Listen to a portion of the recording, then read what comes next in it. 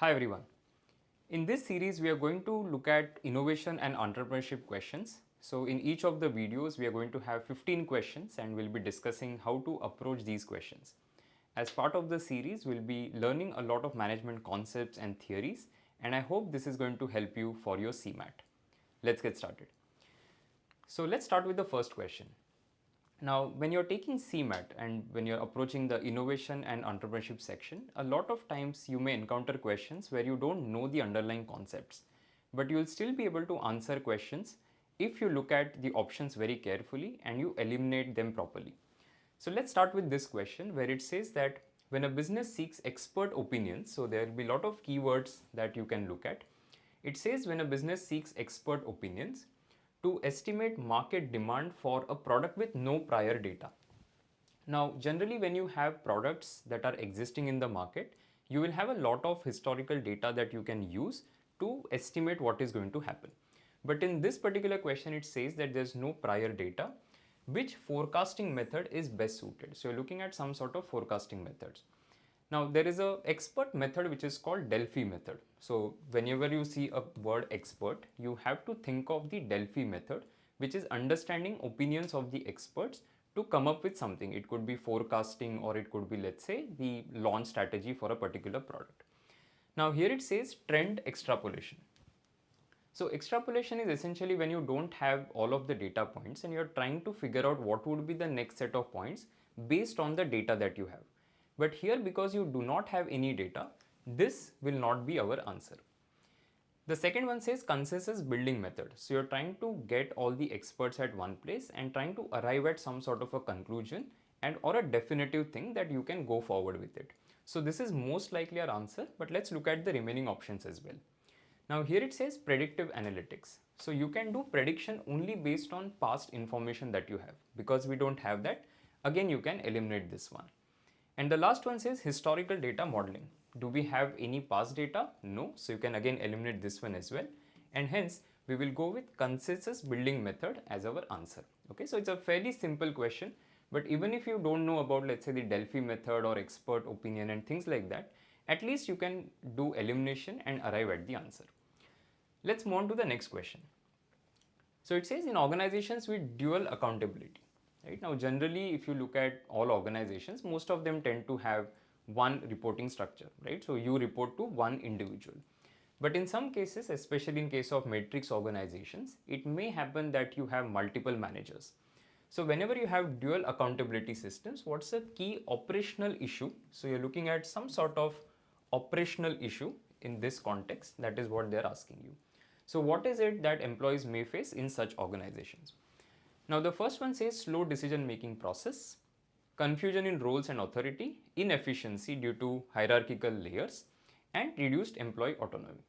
Now a lot of these options are looking very close to each other, but if you read the fine difference in each of them, the first one says slow decision making process. Okay, now it may happen, so this looks like a decent option. The second says confusion in role and authority. Now, because there is dual accountability, right, you are reporting to multiple people, there could be confusion because different people have different interests and you may not be able to address interest of multiple people.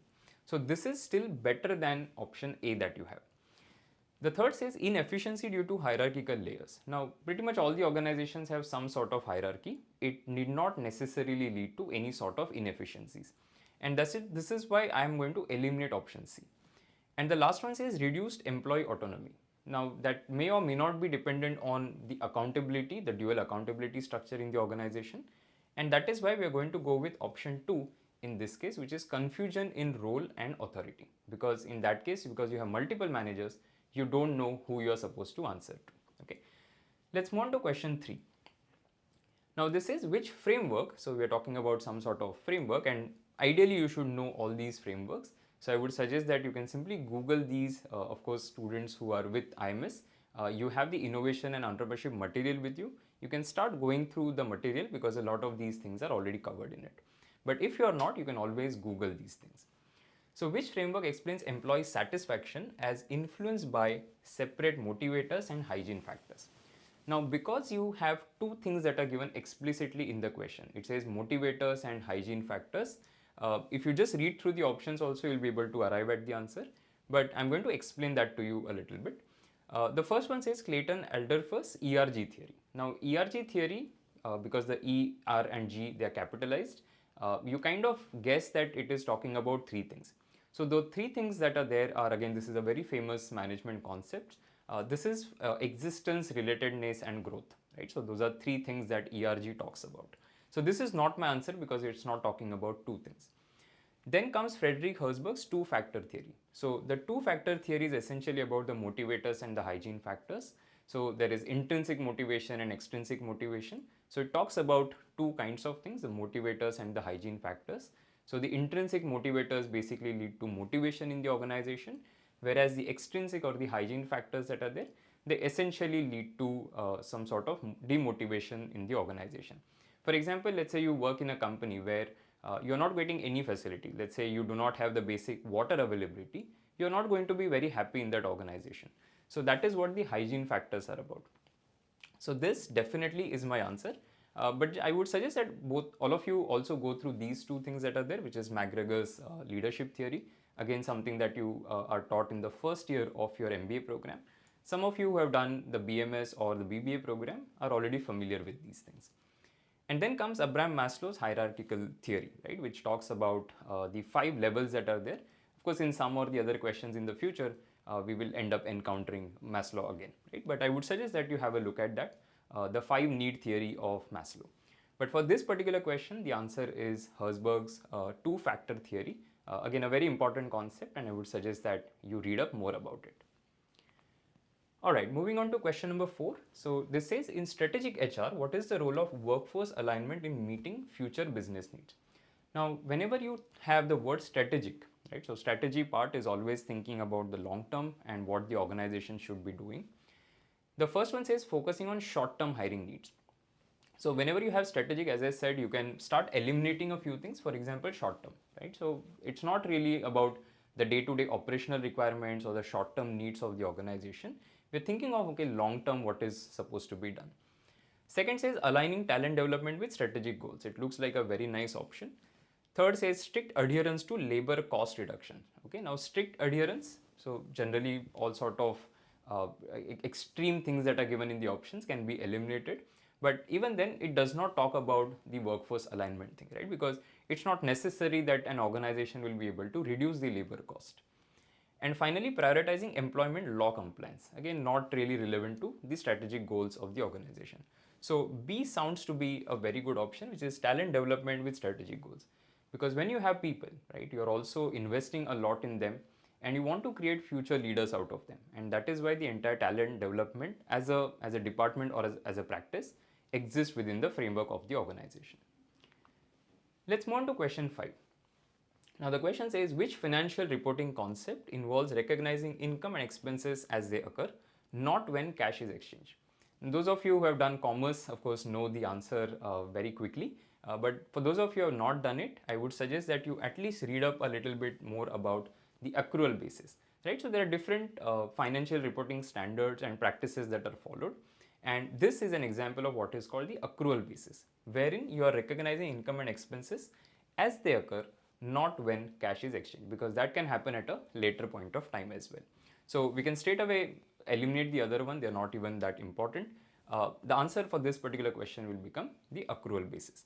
But I would suggest that if you have time, just go through the remaining options as well, try and read up more about it. Let's move to question 6. Okay, now the question says, what accounting report gives insight into a company's financial stability by showing liabilities and assets? So again, if you don't know, if you've done commerce, BMS, BBA, very easy for you. But even if you haven't, you have heard some of these things, right? So profit statement, balance sheet. Now, if you have heard of, let's say, the liabilities and assets, you know that balance sheet is going to be the answer. And even if you had no idea, even if you had just heard briefly what a balance sheet is, you should have been in a position to answer this particular question. So the cash flow summary, the equity report, profit statement, they're different things. They talk about various things. For example, profit statement is more about the profit that the company is making. Cash flow summary is telling you where the cash is moving and at what places it is going out and in. The balance sheet is essentially a summary of the assets and the liabilities. And that is why the answer will become balance sheet. Moving on to question number 7. So which financial concept highlights the preference for immediate cash over deferred amounts? Now this is a very important concept and something that all of you may be familiar with, especially if you're somebody who has read up a little bit about investing, right? Because whenever you hear investing, you keep hearing this that there is something called time value of money, which means that money today is more important than money in the future. Now the reason for that is, for example, let's say if I tell you that I can give you 100 rupees today versus I'm going to give you, let's say, 104 rupees after 1 month. Which one will you take? Now I'll take 100 rupees if I have enough avenues that I can put that money in so that I can make it grow. For example, I have, let's say, an investment scheme which tells me that in 1 month I can make 10%. So obviously the 100 rupee that you give me right now is more worth compared to the 104 rupees that I'll get after 1 month, because I can take that 100 rupees, invest it in that 10% scheme and get 110 rupees at the end of 1 month. So money now is more important than money in the future. The entire discounted cash flow, etc., a lot of these concepts essentially factor the time value of money concept. So this is what it is talking about. Now there is another name for that, which is the present value principle. Okay, so it's not time preference theory. The answer for this question is going to be present value principle, because what you are essentially looking at is how important that money is to me at this point of time. So the answer will be present value principle. What is the present value of the money that you're going to give me, let's say, after 1 month or 2 months? Let's move on to question number 8. Okay, now this question says, what is the purpose of examining external environment in a strategic planning? So again, as I said, the word strategic keeps talking about the strategy of the organization, where it should be headed in the long term. So the first option says to streamline operational efficiencies. Okay, maybe let's see if there are better options. To identify external risk and opportunities. Now, because the question clearly has the word external, you should be looking at something that is outside the purview of the organization. The first option was more inside, right? So it is happening in the organization, the operational inefficiencies or efficiencies. The second one talks about the external risks and opportunities. And that is why this definitely sounds like a good option. We'll anyway look at option number 3. To assess global economic projections. Now, the global economic projections may or may not be helpful for me to identify what exactly will happen in the external environment in, let's say, the next few years. Of course, that is something that is used by a lot of organizations to base their decisions on, but that is not the best answer in this particular question. To benchmark competitor performances. Of course, it is one of the use cases. You are looking at external environment, figuring out what the competitors are doing, but essentially you are identifying both risk and opportunities, and that is why option B is better compared to option C and option D. So that's what we will go with as the final answer. Moving on to question number 9. So how does PEST analysis? Now PEST, again very important thing, you should try and remember this, is political, economical, social and technological. Okay, so PEST, that is what it stands for. Any option that contains political, economic, social, technological, that is going to be our answer. So it says analysis 8 companies entering global markets. So think of yourself as an organization, right? And you want to enter a certain territory, or let's say a particular segment. What kind of analysis would you do? So you would try and identify whether the environment is suitable or not. To do that, you will perform the PEST analysis. And if you go through the option, in option B, you can see by assessing external political, social and economic influences. And that is why we'll go ahead with this as the answer. Because we have found it, we'll not spend too much time on the others. But as you can see, they are not really dealing with the direct question. They are good to have, for example, by analyzing customer preferences and all of that. You would still do it as an organization. But the overarching theme here is going to be the entire PEST analysis. And that comprises political, economic, social and technological. Moving on to question number 10. So this is which of these factors is least likely to directly affect consumer purchase decisions. Okay. So whenever consumer purchase decisions happen, which of the parameters is going to create least important or impact in that particular decision? The first is technological trends. Definitely it is an important thing.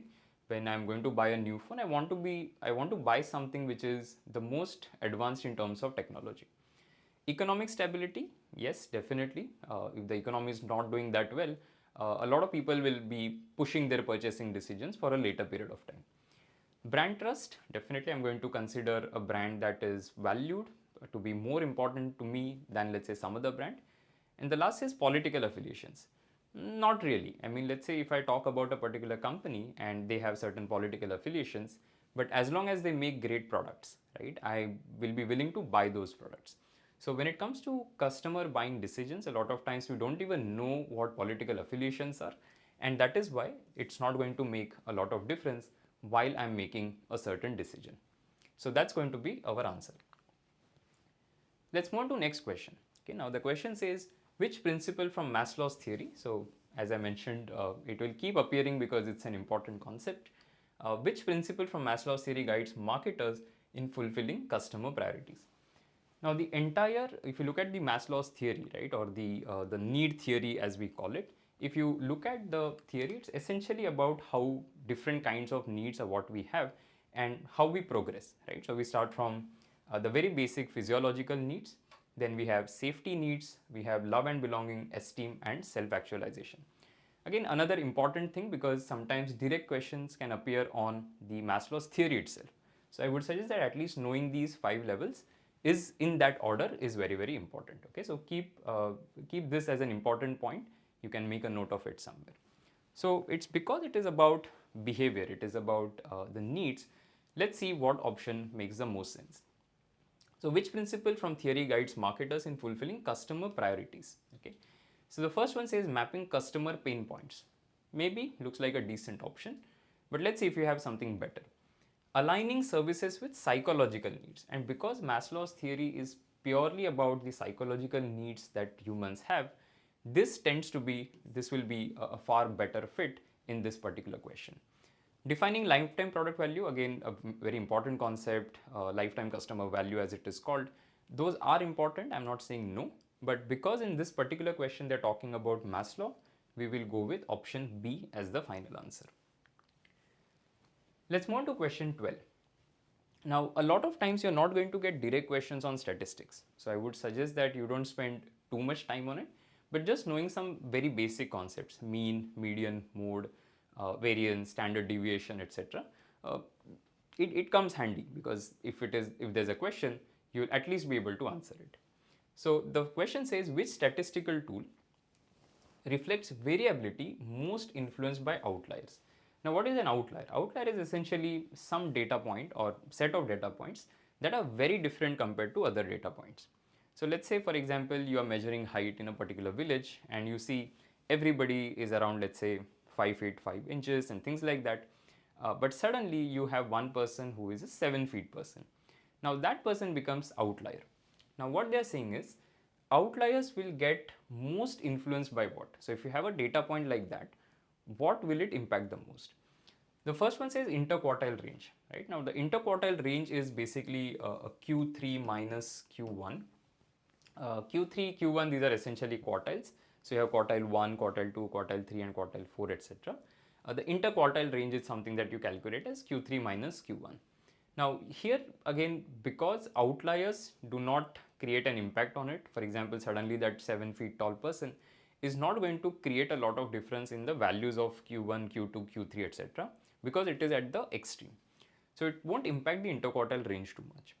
Mean deviation, yes, this is something that will get impacted, but because it is mean, the impact is going to be minimal. Okay. Then comes the range. Now range, because it is highest value of the data set minus the lowest value, or the maximum value minus the minimum value. If I significantly enhance, let's say, outlier, and outliers can be on both the higher end of the spectrum or the lower end of the spectrum. If I introduce a value like that, it is definitely going to create a lot of impact on the range. Mean deviation will also get impacted a little bit, but not as much as the range impact. And finally, median absolute deviation. Now remember one thing, that median is the central value. Now, no matter what happens on the extreme, the center value will not get impacted, and that is why the median or the median absolute deviation will not be impacted so much just because you have introduced an outlier. So in this context, the answer should be range. Okay, these are some very important concepts that you will end up studying as part of your MBA curriculum. It's always good to know these things before you enter as well. Moving on to question 13, which statistical model is ideal for predicting event frequencies in a set period? So generally when you have set period, there are different kinds of distribution. You have normal distribution, exponential, Poisson, binomial, and things like that. Right now you don't have to worry so much about it. I would say that if you have time, you can just read up about it. 10 minutes of reading should be enough. But if you don't want to do that, at least for this question, you should know the answer is what is called a Poisson distribution.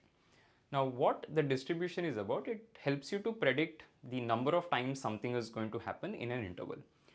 A classic example of application of this is something called waiting period modeling, which means that if you want to find out, okay, let's say a person walks into a store and has to wait for 7 minutes, right? Then another person walks in and has to wait for so many minutes. If you want to find out, okay, what is the waiting time period modeling, you can use Poisson distribution, because it will tell you that, okay, every 5 minutes there are so many customers that are there in the store. So let's say you monitor for the first 5 minutes, you see there are 10 customers. Next 5 minutes there are 7 customers. Next 5 minutes there are 6 customers. Now using this sort of a data, you will be able to model this distribution, and that is why it has application in what is called waiting time. So answer for the question is Poisson distribution. As I said, if you have time, read up more about normal and exponential distribution and so on. They have different parameters, etc. It's fairly complicated. So right now, I would not suggest people to spend too much time on it. That's because once you enter your B school, in the first term itself, you're going to have business, mathematics, and statistics, and you will end up studying some of these distributions there. Let's move on to question number 14. What is a vital skill for entrepreneurs to effectively navigate business challenges? Okay, now think of yourself as an entrepreneur. What kind of skills would you need? The first one says resource optimization, definitely a good skill to have. Dependency avoidance. Now you would definitely not avoid any sort of dependency. Third says market research ability, right? So market research ability, yes, that's going to be very, very important as well. And finally, risk management skills. Now, because the word entrepreneur, and there have been a lot of definitions of the word entrepreneurs, but one of the core definitions is that it's somebody who is taking risk. And that is why I'll go with risk management skills as an option, as an answer here, rather than the resource optimization and market research ability. Those are definitely good skills to have, but not as much as the risk management skills. Moving on to the last question for this particular video, what sets radical innovation? Now, radical as a word means something which is very different, something that is completely away or better than what you have had in the past, apart from continuous process improvement. Now, think of what is continuous process improvement, right? Think of yourself itself, right? So, when you're taking your mock test, etc., initially you have marginal improvements, right? So, your score is improving by a few marks here and there. But then you, let's say, complete one more module. Now suddenly your score will jump significantly. Now there is a radical change that has happened in your score. Or let's say you end up watching a lot of strategy videos on our channel, and because of that your score improves. So that is radical improvement that has happened. It's not something which is like a day-to-day thing. Let's say if I introduce a new process which has suddenly saved a lot of, let's say, thousands of dollars for the organization, that would be radical innovation than, let's say, just improving something which will save, let's say, 5 minutes for somebody. So I'm looking for something which is different, right? So if I look at the option, first one says refinement of existing processes. You are just fixing the processes, you're trying to make them better. Second says introduction of groundbreaking ideas. Good, I think it's a decent option, but let's see if there are others. Emphasis on internal operation goals, not really, because this is not changing something too much. And final says dependence on customer reviews. Not really, because most of organizations tend to do it in any case. So out of A and B, obviously B becomes better because it says introduction of groundbreaking ideas. You're creating something which is very, very different from the things that you've already done, right? So that would be the answer for this question. So that's about it. Thank you so much for watching. I hope this video has helped you. I'll see you in the next video in this particular series. All the best.